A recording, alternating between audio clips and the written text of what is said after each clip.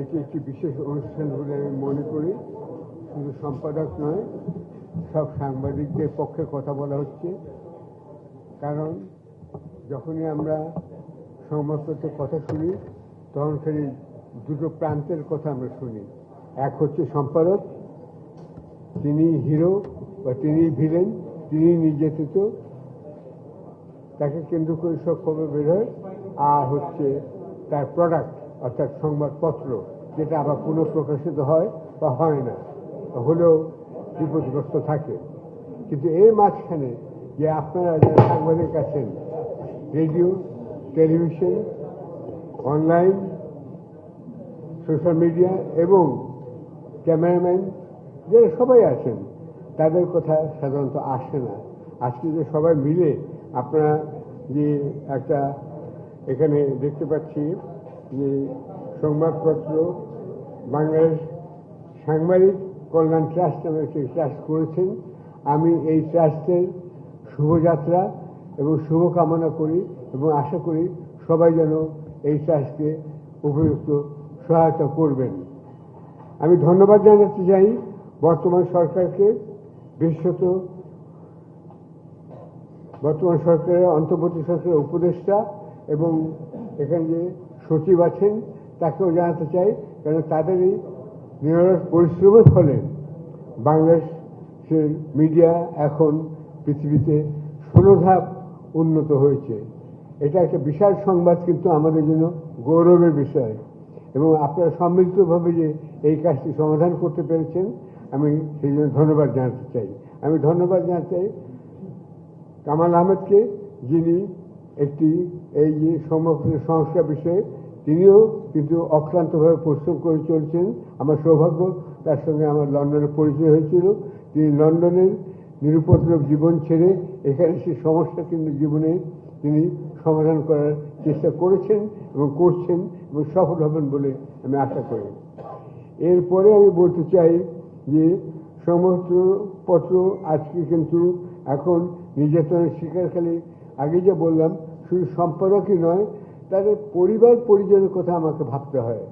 আমি কিন্তু বাংলাদেশের মাসের প্রথমে 1 তারিখে বেতন দেওয়ার কথা চালু করেছিলাম কোথা, এবং সাংবাদিকদের জন্য এয়ার কন্ডিশন রুম অথবা মোটরসাইকেল ইত্যাদি দেওয়ার ব্যবস্থা করেছিলাম। এবং এখন আমি বলে যাচ্ছি তাদের পেনশনের ব্যবস্থা করার কথা, এবং ঢাকা প্রেস ক্লাবের সংলগ্ন একটা গেস্ট হাউস করার কথা এখন আমি বলে যাচ্ছি। আপনারা সেটা করুন। আর নির্যাতিত কথাটা কিন্তু খুব সংক্ষিপ্ত কথা। এই নির্যাতন মানেটা কি? নির্যাতন মানে কিন্তু দৈহিক নির্বাচন, এটা নির্যাতন মনে রাখতে হবে। আমি যে যাই করি না কেন, ক্যালেন্ডারের পাতায় কিন্তু দিনগুলো এগিয়ে যাচ্ছে, যায় যায় দিন মানেই চাই। আমরা সবাই কিন্তু আসলে ক্রমশই অবধারিত মৃত্যুর দিকে ধাবিত হচ্ছি। সেইখানে এই বয়সে দৈহিক নির্যাতন অনেকের পক্ষে সহ্য করা সম্ভব নয়। এই দেহবল যদি না থাকে তাহলে মনোবল থাকে না, তাহলে তখন মানসিক নির্যাতন হয়। আর মানসিক নির্যাতন এবং দেহবল না থাকলে তারপর আসে আর্থিক নির্যাতন। এই আর্থিক নির্যাতন অনেক রকমের হতে পারে, কিন্তু যেটা আপনারা তো অনেকে জানেন না। আমার উপর 2 কোটি টাকা ট্যাক্স ধার্য করা হয়েছিল। মাহমুদুর রহমান সাহেব জেলে ছিলেন, আমি ওনাদের পাশে রুমে থাকার আমার সৌভাগ্য হয়েছিল। তিনি আমাকে বললেন যে আমাকে ওরা এটা করতে পারবে না, কারণ আমার কিছুই নেই। তিনি আগেই ব্যবস্থা নিয়েছিলেন, তার ব্যাংক অ্যাকাউন্ট থেকে শুরু করে সব কিছু কিছুই করতে পারে, কিন্তু আমার 2-3 লাখ টাকা ব্যাংক অ্যাকাউন্ট ছিল, সেটাও প্রয়োজন হয়ে গেল। এবং আমার উপর ট্যাক্স ধার্য করো 2 কোটি টাকা। সেই টাকা কি আমি শোধ দিতে পারবো? অ্যাপিলও করতে পারবো না, বেরিয়েই টাকা দিতে হবে।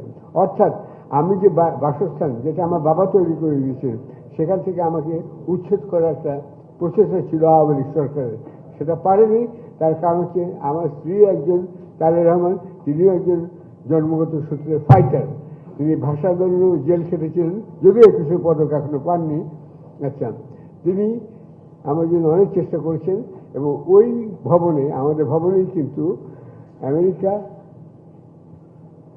ব্রিটেন এবং সুইজারল্যান্ডের কতগুলো কাজ ওখান থেকে পরিচালিত হয়, এনজিও, নারীর ক্ষমতায়নের বিষয়ে।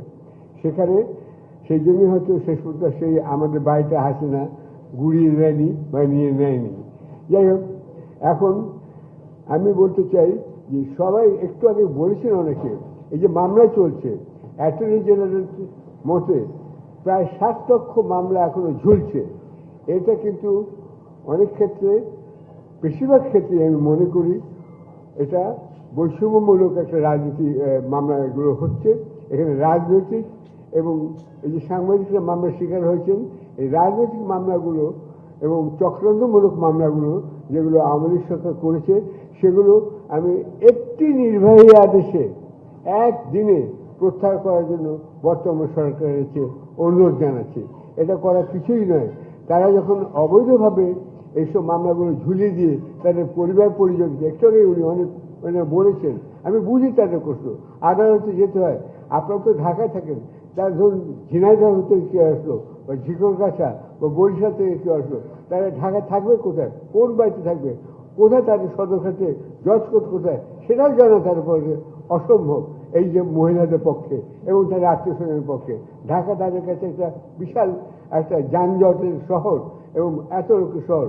তো এই যে যেতে হবে, মামলা যে উপস্থিত হবে, উকিলকে দিনের পর দিন পয়সা দিয়ে যেতে হবে, এটা আপনার দয়া করে এই বর্তমান সরকারকে আমি অনুরোধ করছি, রাজনৈতিক মামলাগুলো এক কলমের খোঁচায় আপনারা প্রত্যাহার করুন। আমি বারবার অনুরোধ, আমি নিজেও কিন্তু এখনো আসামি, দণ্ডিত আসামি, আমি নিজেও। আমার 7 বছর সশ্রম কারাদণ্ড। এখানে মাইক্রোফোনের সামনে না এসে আমার জেলখানে ইট ভাঙার কথা ছিল, তা না করে আমি এখানে আছি। এবং আমার স্ত্রী এখন 2টি ক্যান্সার রোগে আক্রান্ত হয়ে চিকিৎসাধীন আছে লন্ডনে।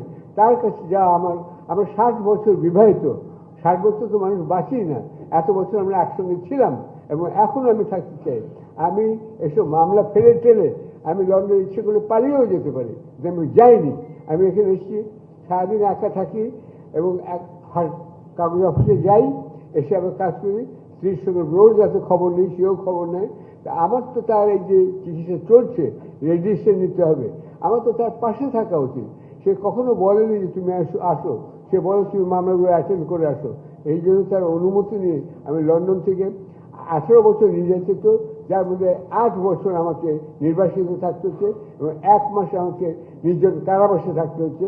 মাহমুদুর রহমান সাহেবের কল্যাণে আমি নির্জন কারাবাস থেকে মুক্তি পেয়েছি বলে আমি মনে করি। আমি তার কাছে অনেক কারণে কৃতজ্ঞ, তার প্রভাব এবং প্রতিপত্তি অনেক আমি মনে করি। এবং যদিও মতাদর্শে আমাদের মধ্যে অনেক মত পার্থক্য আছে, তার সত্ত্বেও তিনি একজন মানবিক লোক এবং মানবিক মানুষের দুঃখ দুর্দশা তিনি বোঝেন। আমার দেশে সেটাই প্রতিফলিত হচ্ছে বলে আজকে আমাদের অতি দ্রুত সময়ের সামনে চলে আসতে পেরেছে। যাই হোক, এই সব শেষে আমি অনুরোধ করছি, নির্বাচনী নির্বাহী আদেশে ওইটা আপনারা মামলাগুলো প্রত্যাহার করে নেন। আর একটি কথা না বলি নয়, যে এইসব পত্রিকাগুলো এদের সঙ্গে জড়িত আছে। আমি নিজে হিসাব করেছিলাম, আমাদের যখন বন্ধ করে দেওয়া হয়, মাহমুদুর রহমানকে রক্তাক্ত করা হয়, তারপরে জেলে নেওয়া হয়, তারপরে বন্ধ করা হয় পত্রিকা, যুদ্ধ করে। তিনি সত্যি একজন যুদ্ধমান ব্যক্তি, সেখান থেকে যুদ্ধ করে তিনি জেলে গিয়েছিলেন। আমি আমার দেশের অনুরোধে সাধারণত আমি বক্তৃতা দিতে পারি না। টেলিভিশন বলে এক জিনিস, আর এত লোকের সামনে বলা আরেক জিনিস। আমি লিখতে পারি কিন্তু আমি বলতে পারি না। তবু আমি গিয়েছিলাম। আমি আসার আগে মাহমুদুর রহমানের অফিসে খোঁজ নিয়ে জেনেছিলাম আজকে যদি পত্রিকা, তখন আর কি, যে চালু করতে কত টাকা লাগবে। 200 কোটি টাকা আমাকে বলছিল, কারণ একটা পত্রিকার পেছনে ঢাকাতে অন্ততপক্ষে 3 থেকে 400 লোককে কাজ করতে হয়, যদি ভালো মানের পত্রিকা করতে হয়, ওয়ান পত্রিকা নয়। আর মফস্বল থাকে আরও 300-400 সংবাদদাতা। তা ধরুন একটা পত্রিকায় মিনিমাম 500 থেকে 800 লোক নির্ভরশীল হয়, সম্পাদকের করে বাদ দেন। আমি আপনাদের কথা বলছি যারা আপনার কল্যাণ ট্রাস্ট করেছেন।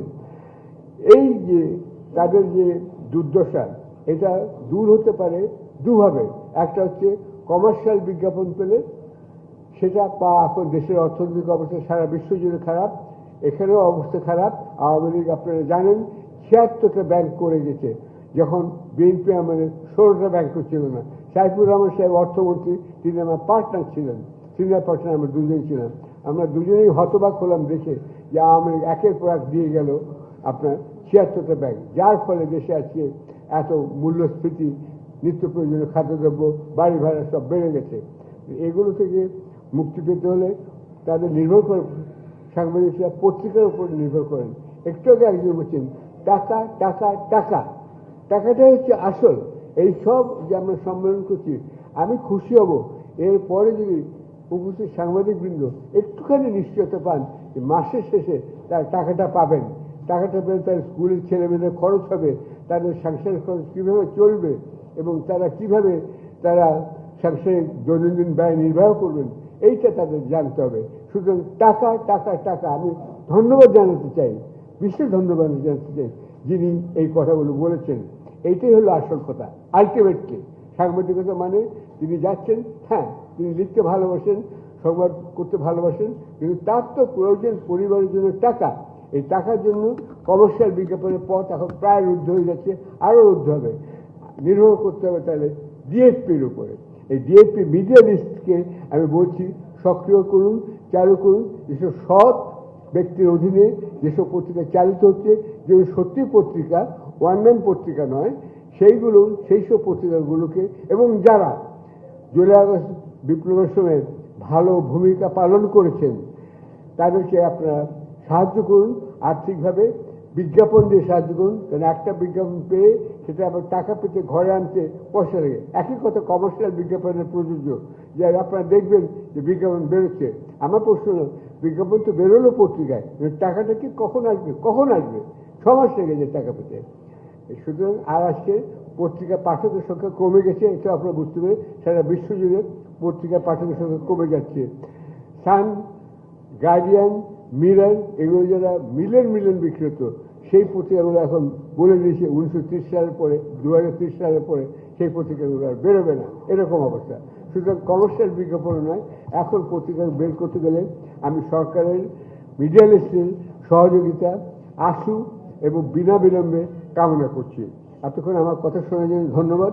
আমি বিশেষত যারা এখানে হতাহত হয়েছেন সেসব পরিবারকে আমি আমার আন্তরিক কৃতজ্ঞতা ও শ্রদ্ধা নিবেদন করছি, এবং যারা স্বর্গগত তাদের প্রতি আমি আমার শ্রদ্ধা নিবেদন করছি। ধন্যবাদ সবাইকে।